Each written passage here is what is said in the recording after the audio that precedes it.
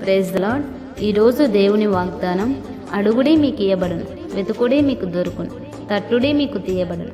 మత్తయి సువార్త 7వ అధ్యాయం 7వ వచనం. పరిశుద్ధ గ్రంథమైన బైబిల్లో మనం చూచినట్లయితే, అందువలన నేను మీతో చెప్పునది ఏమనగా, ఏమి తిందుమో ఏమి త్రాగుదుమో అని మీ ప్రాణమును గూర్చి అయినను, ఏమి ధరించుకుందుమో అని మీ దేహమును గూర్చి అయినను చింతపడకుడి.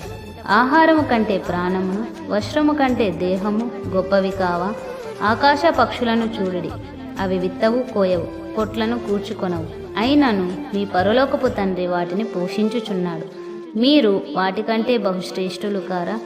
మీలో ఎవడూ చింతించుట వలన తన ఎత్తు మూరెడు ఎక్కువ చేసుకొనగలడు?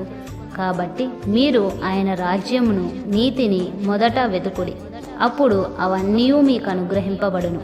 గెహాజీ అనే ఒక భక్తుడు ఉండెను.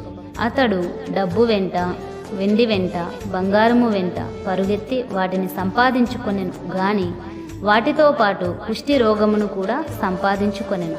ఇప్పటికీ వారి తరము వారు కుష్టి రోగమును అనుభవిస్తూనే ఉన్నారు. గెహాజీ దేవుని ఆత్మను, దేవుని రాజ్యమును, దేవుని పరిచర్యను, శ్రేష్టమైన పరలోకమును, దైవజనుల మీద ఉన్న అభిషేకమును, నీతిని, రాజ్యమును వెతకాల్సిన వాడై ఉండి, లోకమును, వాటి సుఖభోగములను అనగా శరీరాశను, నేత్రాశను, జీవపు డంబమును వెతికాడు. అందువలన అతని కుటుంబపు వారు, అతని తరము వారు శాపమును ఇప్పటికీ అనుభవిస్తూనే ఉన్నారు.